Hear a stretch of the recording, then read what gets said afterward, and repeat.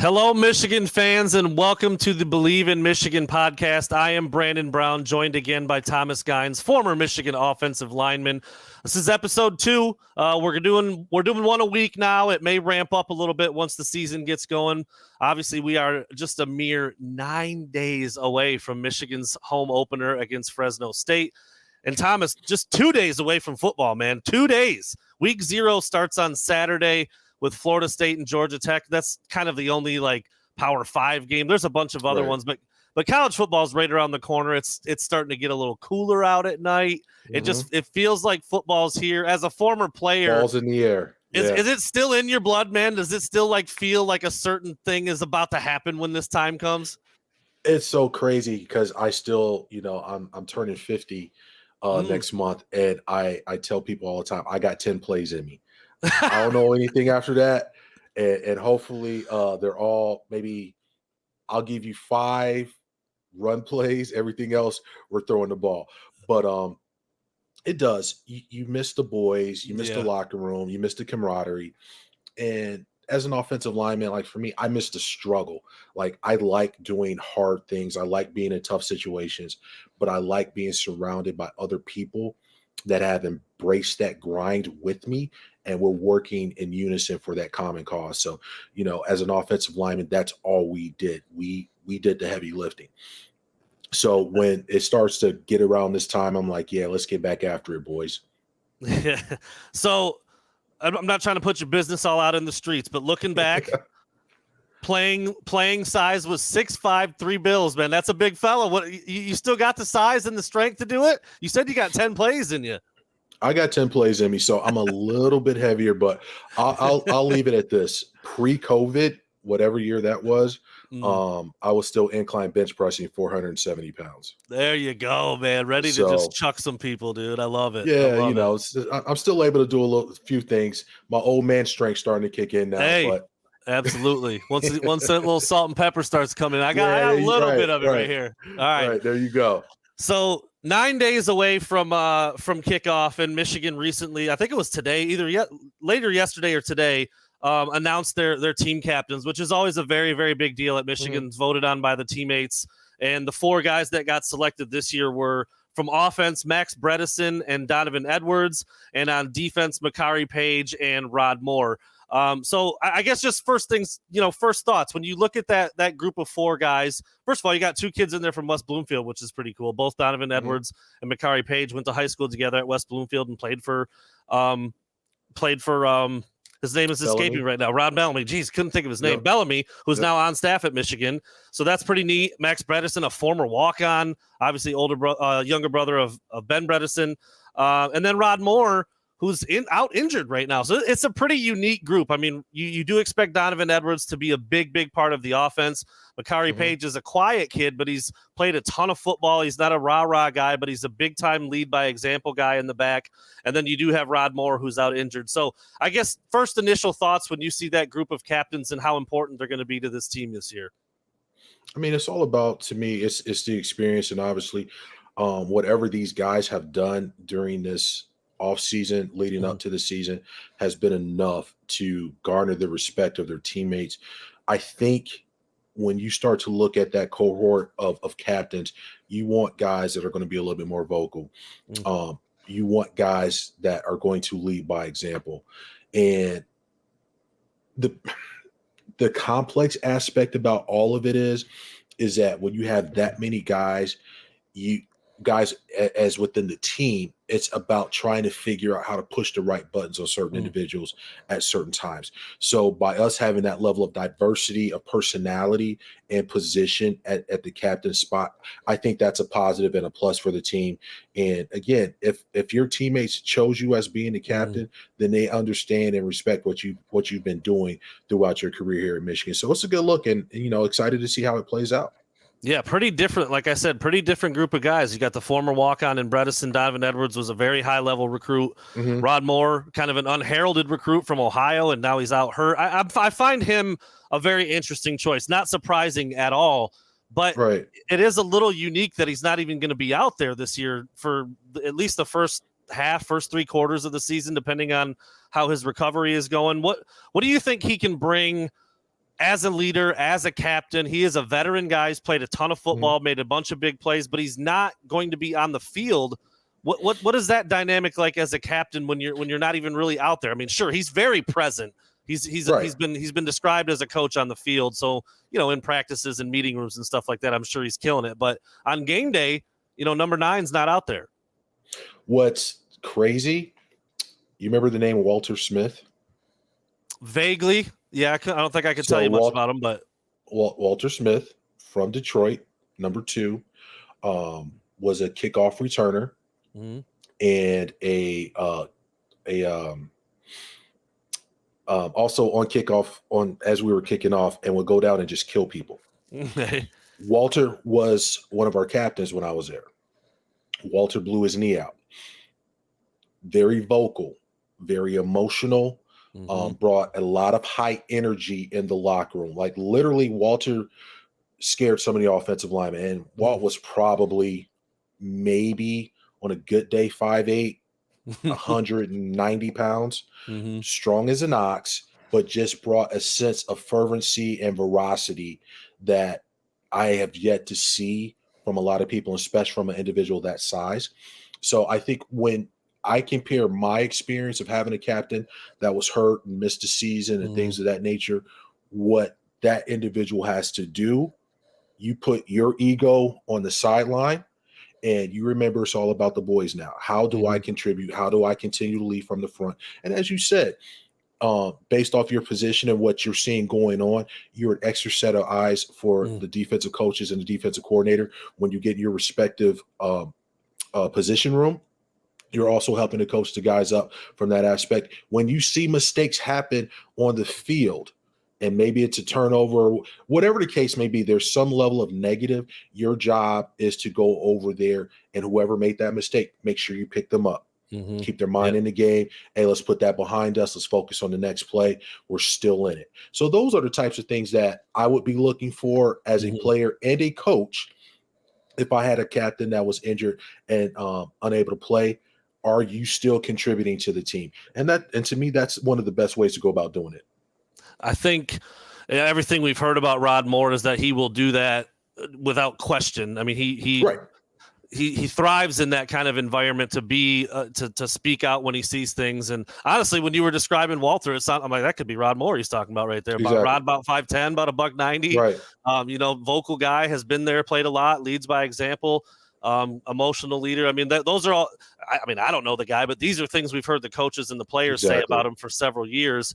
And again, not surprising at all that he would be chosen as a captain. It's really unfortunate that he did get hurt because he had somewhat of a choice last year. He flirted with the NFL a little bit, but decided to come back, and now he's hurt. And you hope he can make it back before the end of the season. Michigan does have some talented guys back there that can fill in the spots, but Rod Moore, a big time leader, and that's reflected in the fact that he was chosen as a captain.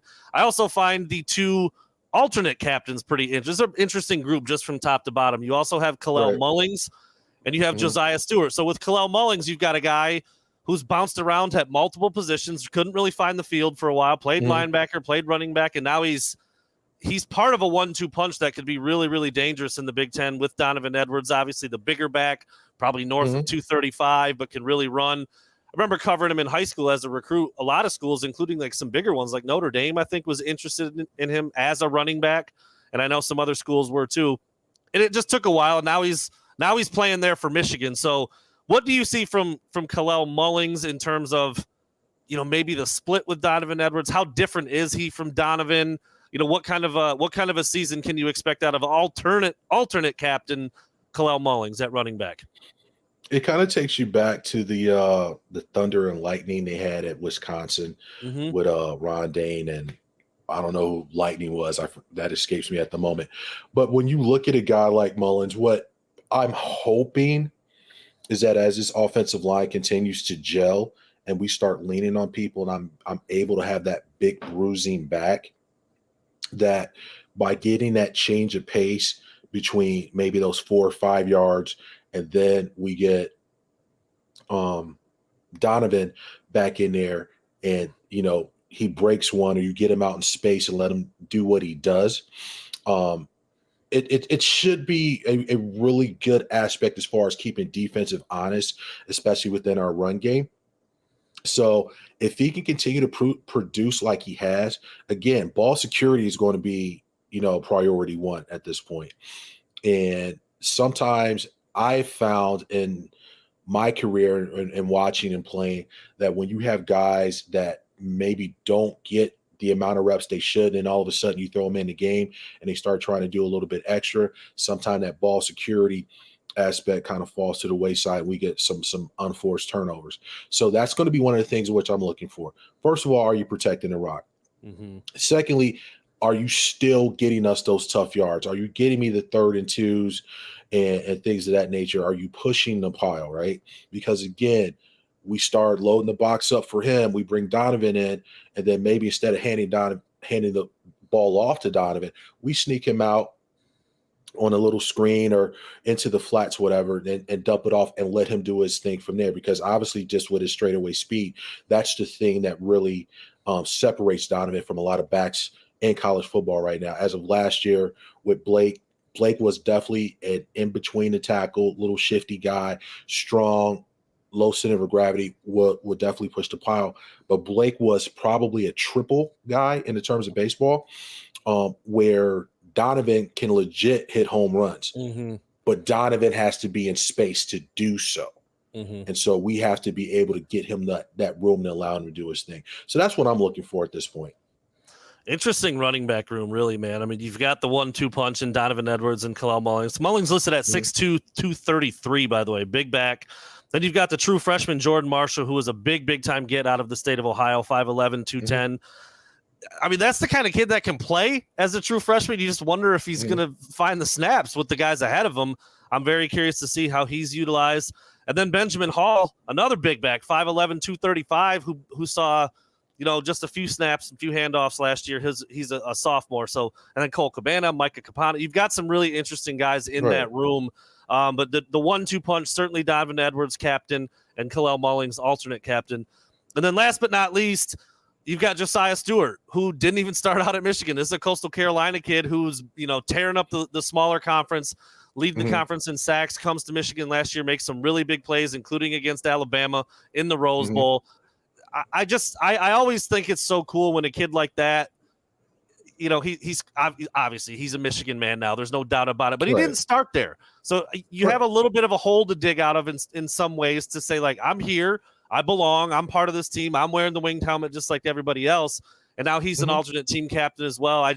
Did you ever have any experience like that? I mean, transfers are so much more common now than they were back in the day. Yeah, I mean, back in our day, hell, we didn't even get JUCO guys. We had maybe one JUCO guy on the team. Very, very few. We had guys transfer out, but we didn't have any transfers coming in. Okay. If you were a Michigan guy, you were plucked to be a Michigan man. So, but to your point, based off the evolution of college football, this gentleman has decided to, leave the Pirates, or what are they called? The Owls? No, they're the Chanticleers.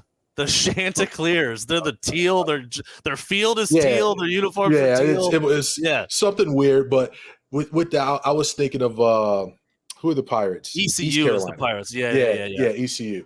So all that to be said, he leaves. He comes to Michigan. He qualifies to get in academically. Obviously, he brings something to the table athletically. You're here.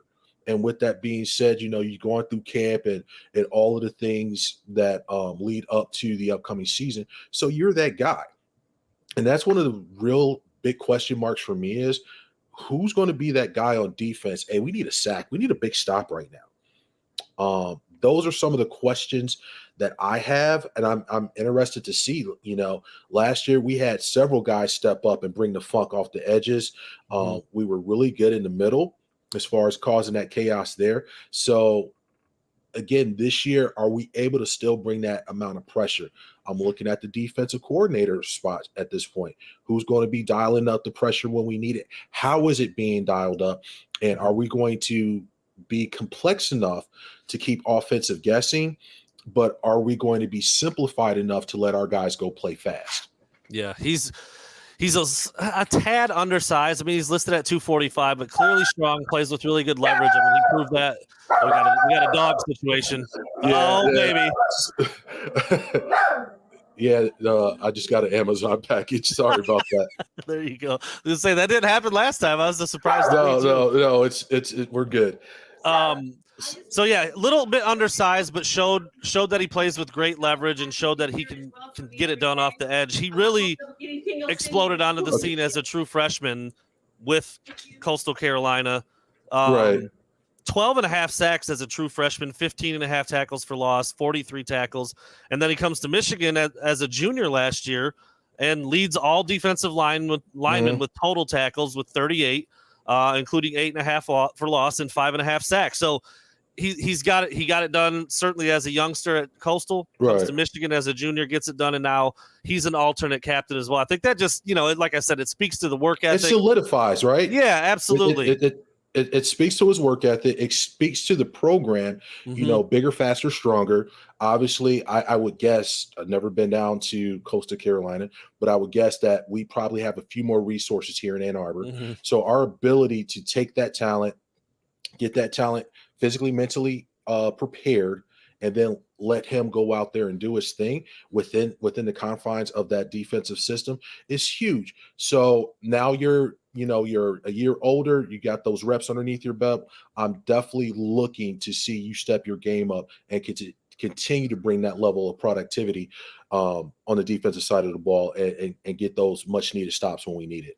Yeah, there's no doubt. I mean, he was an all Big Ten honorable mention selection last year by the coaches, and his best game of the entire season was against Bama in the Rose Bowl. I mean, he had 7 tackles, 6 of them solo, 2 tackles for loss. He did record 2 sacks at Nebraska last year. So, I mean, he just made plays. He made plays in timely moments, and he showed that he belongs. And now, not just on the field, athletically and physically, but now, as a leader of within the team. The fabric, within the culture of that locker room at Schembechler Hall. Obviously, whatever it is that he's doing, his teammates has seen his maturation in the program, and based off of his level of productivity, how he's carrying himself as a Michigan man right now, it has spoke volumes to his teammates to consider to put him in that leadership role. So that just speaks, again, volumes of the type of character individuals that we bring to Michigan. And that's a huge thing I think a lot of people don't really understand.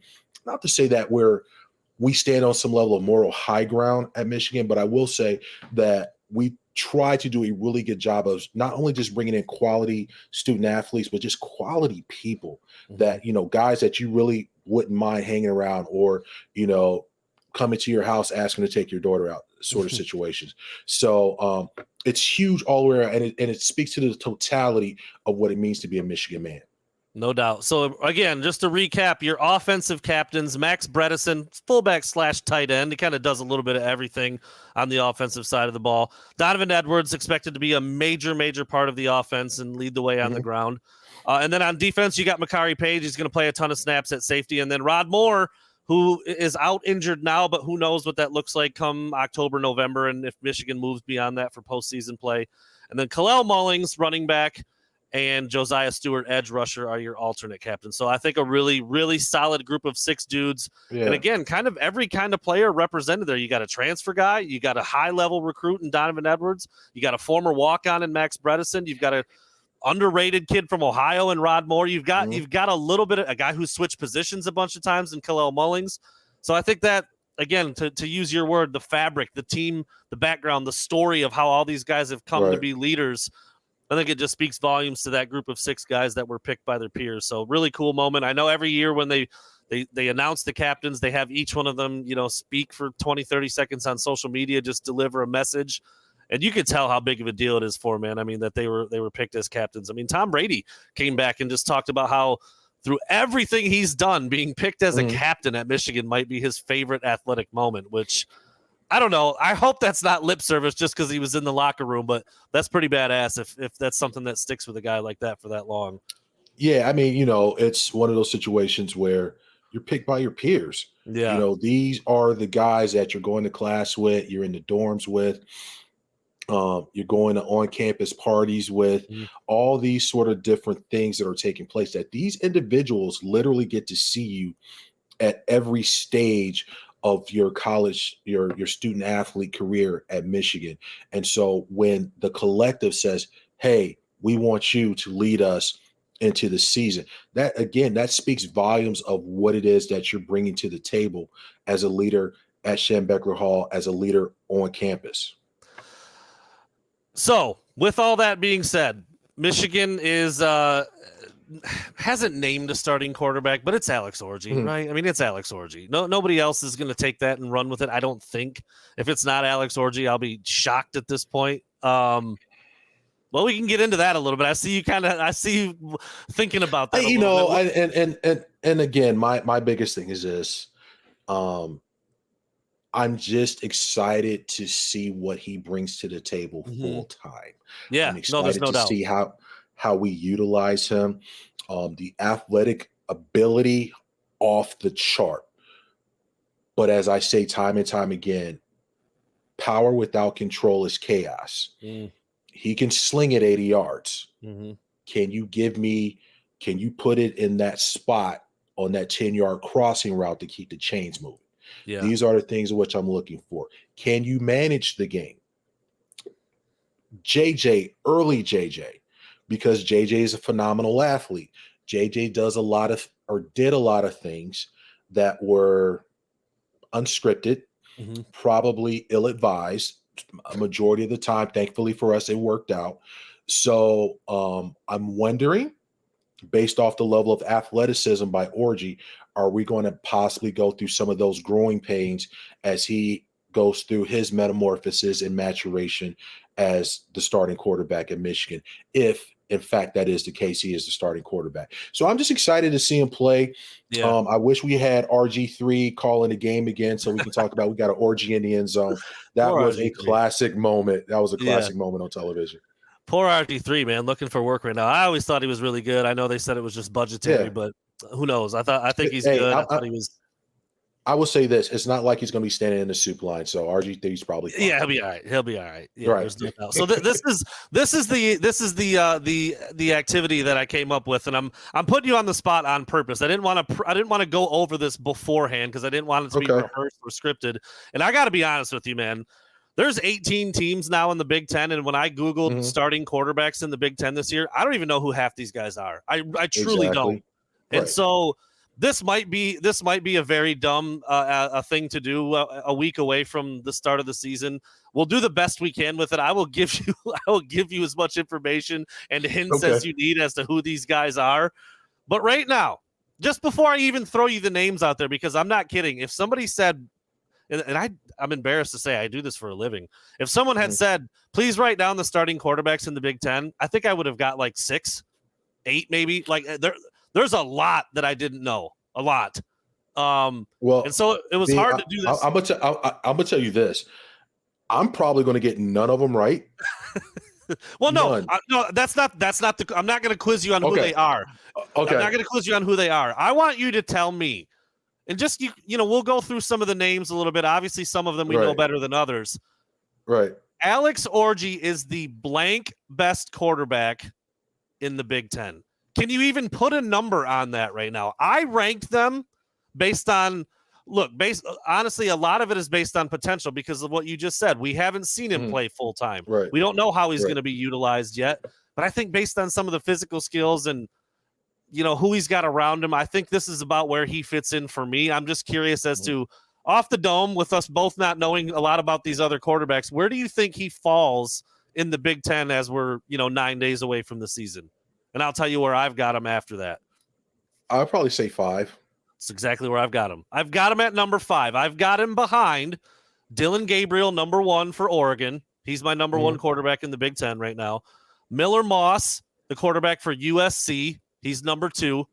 Drew Aller, the quarterback for Penn State, I have at number 3. And I don't love Drew Aller, but at some point, all that talent, it's got to click. I mean, if it doesn't, then people are just wrong on him. And he didn't deserve to be a 5-star and just isn't what people thought. I think this year he needs to be and should be better. And this is one that you may get some arguments with because there's no prior information that says this. I've got Dylan Raiola at number 4 for Nebraska, true freshman. He hasn't played a snap of college football yet, but he was just named the starter. He's Nebraska fans. Everybody is just hoping, wishing, and praying that he's the savior that they've needed at quarterback.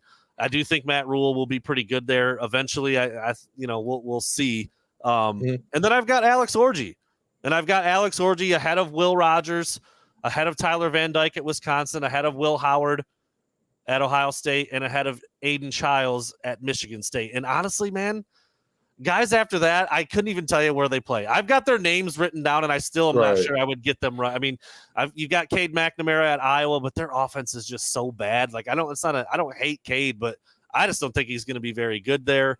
I mean, who else? So Hudson Card, Luke Altmaier at Illinois, Ethan Garbers at UCLA. So yeah, there's some guys down the list a little bit that I think if Orji lives up to even a little bit of his potential, he's got to be better than those guys. That's where I stand. But what's so crazy is it's a double-edged sword. I'm on the fence because I love old college football. As a 90s guy, as a Gen Xer, I love the regionality of it all. But right now we're starting to have this influx of non-traditional teams being in non-traditional leagues. It's wide open. And right now, I think this season is going to be a crapshoot. Everybody's got a boxer's chance. And, I think we talked about it last week. You could probably still get in the playoffs, even with 3 losses at this point between SEC and the Big Ten at this point. So it'll be really interesting to see who's going to be the most consistent. I think a lot of these guys are going to have a breakout game here or there, but I'm looking for the guys and the teams that are going to be most consistent as this thing plays out. The travel. I don't think a lot of people really take into to play.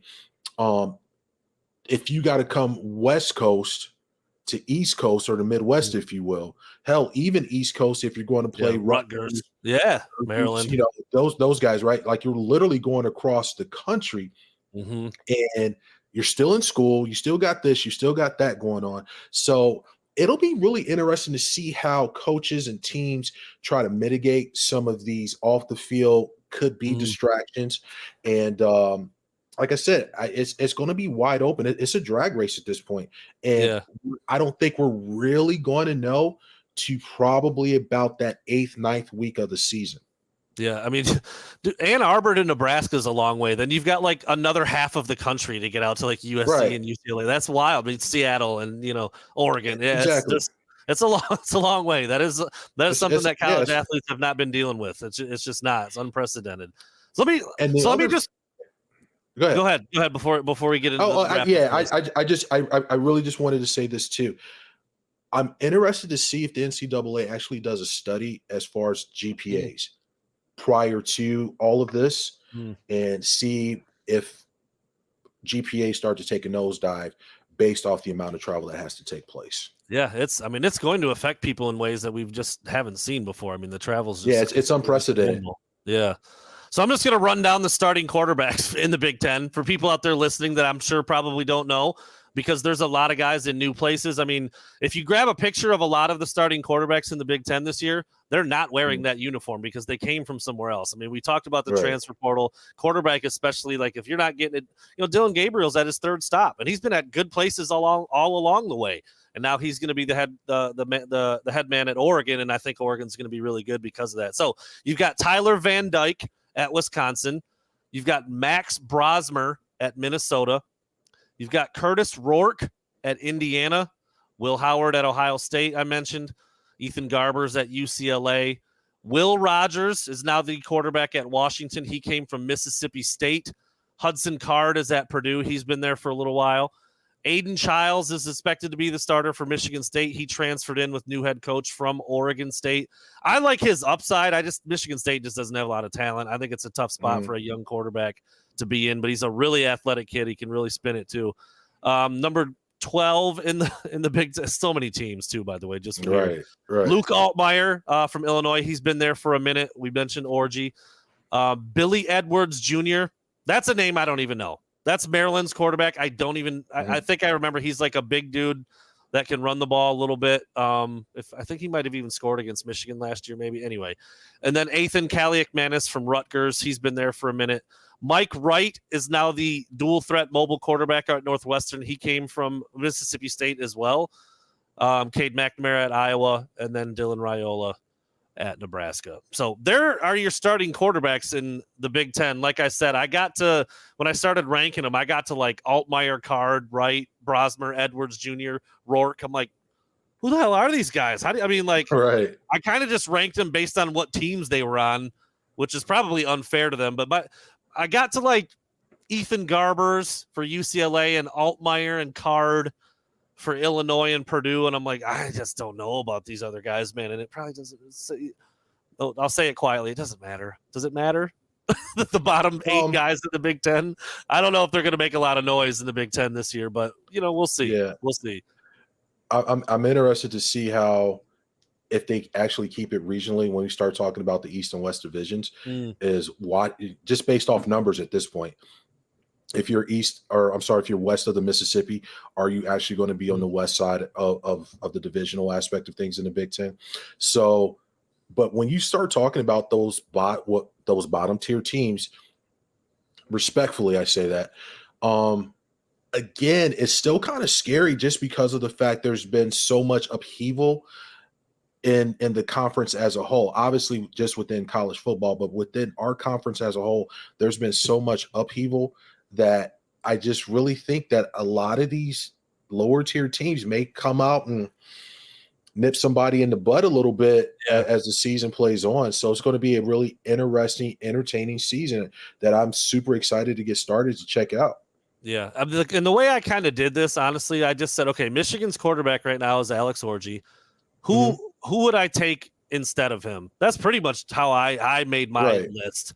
And I think the top 4, I think it gets a little bit wishy-washy with Drew Aller and Dylan Raiola. Raiola being a fresh, certainly think he's probably going to be a little bit more adept at throwing the ball. I mean, he's more of a pocket passer guy. That's how he plays.